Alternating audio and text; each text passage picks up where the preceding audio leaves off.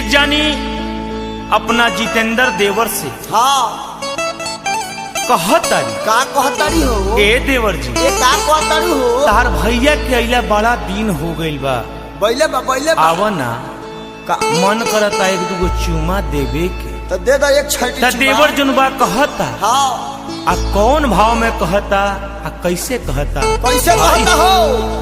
कि जोश में तू होश जानी कर जियान हो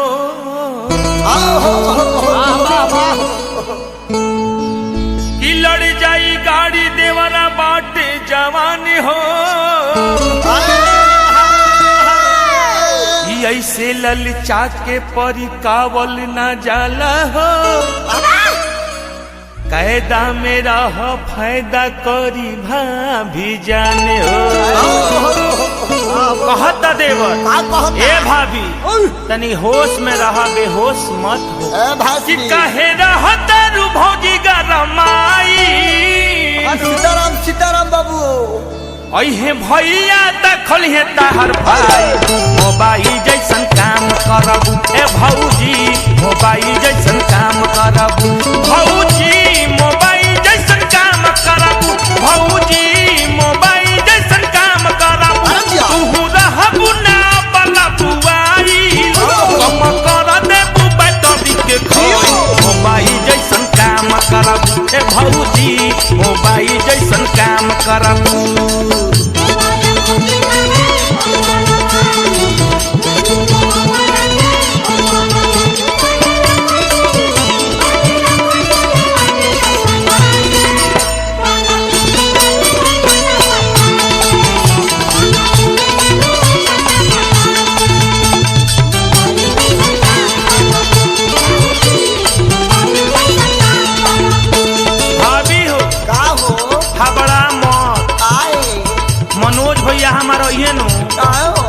तारा के ऐसन टैबलेट दी है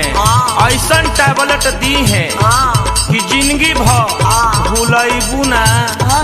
आ कौन भाव में कहता कैसे हो सिम जब ढूकी तब भागी ना टावर जितना होइया जमाली हो पावो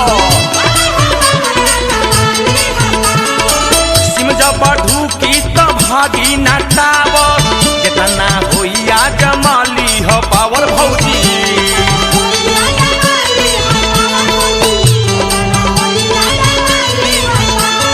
चार्ज करी रहबू ना सुखाई कंचे बाटे बाटे रही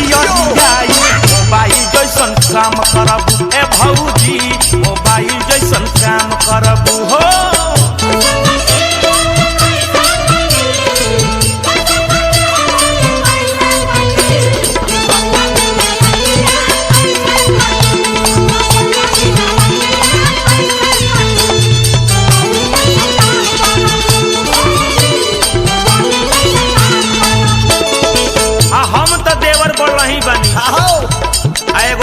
देवर तार बाणे जाके उनके साथ मन गरमाइल बता ठंडा लो भैया ये कि ना ओकर फिक्र मत कर चल जा जा जा जा जा जा जइदे कि ना कौन भाव में कहता कैसे कहता कैसे टच करते ब्लूटूथ खुल जाई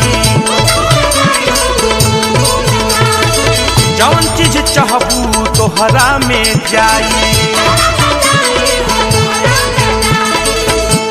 लाइफ मानो तो जाके भोला जी के हरी चार्ज करा लो लाइफ मानो तो रिंटू सिंह है चल जी हम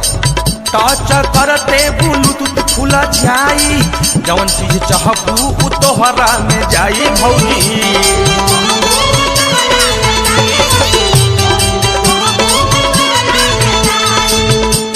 रुका जन भेरू का चार्जर खोसला करना तबे रहबू तू नहीं दुबराई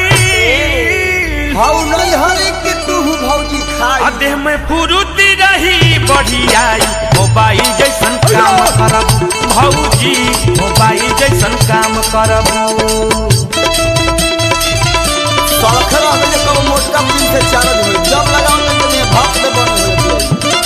सारा चाइनीज माल है सब सारा चाइनीज माल कबो ना स्किन ठीक रहे ना आगे से ठीक रहे ना पाछा से ठीक रहे चार्जर के गर्मी बर्दाश्त नहीं कर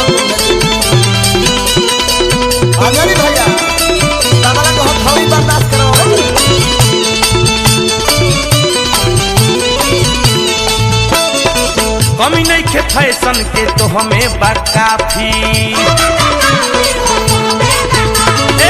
चिफ लगैला पाहिनु ही बाजी हो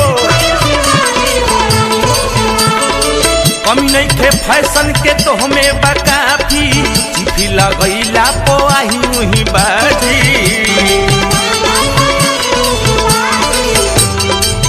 आ सुन के बतिया तू बड़ू झझुआई अभी रिंकू से ना बड़ू टकराई